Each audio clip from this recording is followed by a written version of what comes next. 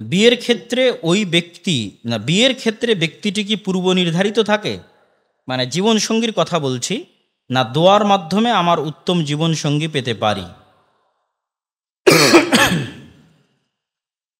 আল্লাহ সুবহানাহু ওয়া তাআলা নিজেই তাকদীর নির্ধারণ করেছেন, আবার আল্লাহ সুবহানাহু ওয়া তাআলা নিজেই দোয়া করার আদেশ দিয়েছেন।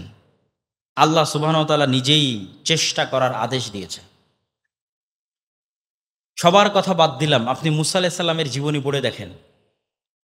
মুসা আলাইহিস সালামকে আল্লাহই বলছে তুমি যাও ফিরআউনের কাছে।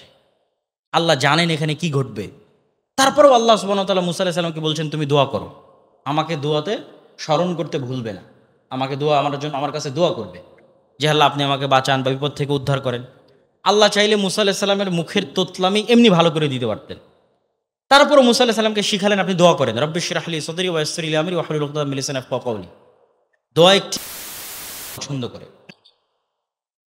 তো তাকদীরের লিখন আল্লাহ সুবহানাহু ওয়া তাআলার জ্ঞান, কিন্তু স্বাভাবিকভাবে প্রত্যেক কল্যাণকর জিনিসের জন্য মানুষের বুদ্ধি বিবেক থাকা যতক্ষণ আছে ততক্ষণ তাকে চেষ্টা করতে হবে, এবং আল্লাহ সুবহানাহু ওয়া তাআলা এতে বরকত দেবে। অতএব দোয়া করতে হবে, ভালো মানুষ খুঁজে বের করার চেষ্টা করতে হবে।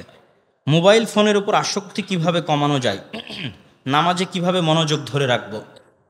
মোবাইল ফোনের আসক্তি কমানোর একটা উপায়, ঘুম থেকে উঠে মোবাইল চালানো যাবে না, ঘুমানোর আগে মোবাইল চালানো যাবে না। সর্বনিম্ন এই জিনিসটা মেনটেন করবেন, আশা করি একটু একটু করে কমবে মোবাইল ফোনের আসক্তি।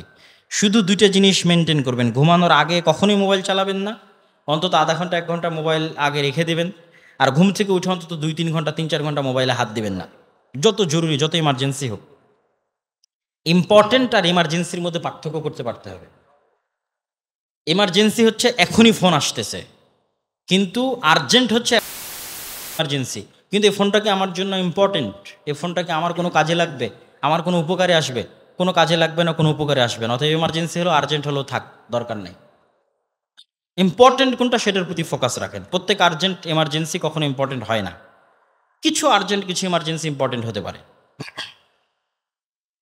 শিক্ষকেরা অল্প কিছু ক্লাস নেয় এবং দেরি করে ক্লাসে আসে, আবার অল্প সময় পরে চলে যায়।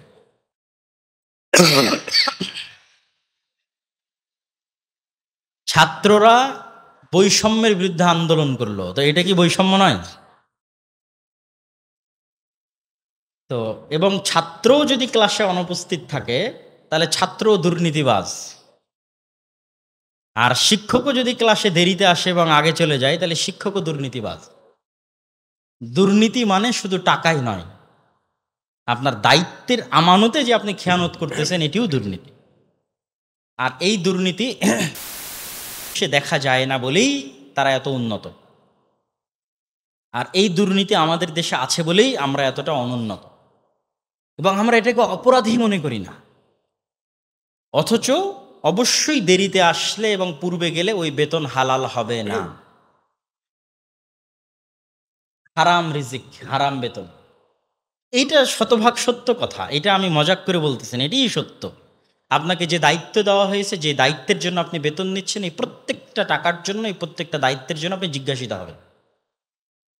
ঠিক যারা এখানে পড়তে এসেছে, যাদের পেছনে সরকার ভর্তুকি দিচ্ছে, খরচ দিচ্ছে, বিল্ডিং তৈরি করে দিয়েছে, খাবার ব্যবস্থা করে দিয়েছে, তারাও যে পড়াশোনা না করে আড্ডাবাজি করতেছে, এদেরকেও এই সময় নষ্ট করার জন্য, এই টাকাগুলো নষ্ট করার জন্য, এই অর্থ, এই বিল্ডিংগুলো নষ্ট করার জন্য জবাবদিহি করতে হবে।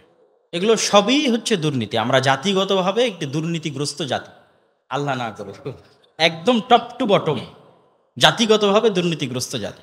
কিভাবে এটি চেষ্টা করে এই জিনিসগুলো, বিশেষ করে যারা প্রবাস থেকে ফেরত এসেছে তাদের মধ্যে কিছুটা হলো এটা বুঝিয়ে যে না, আসলে জাতিগতভাবে যা করতেছে এটা ভুল করতেছে, তখন তার মধ্যে সিনসিয়ারিটি কাজ করে, সময়ের বিষয় আরো বিভিন্ন বিষয়। তো দেশের বাইরে না গেলে এটার বাস্তব অভিজ্ঞতা করা খুব কঠিন। যেভাবেই হোক আমাদের এটা বুঝতে হবে যে এটি আমাদের ধ্বংসের কারণ।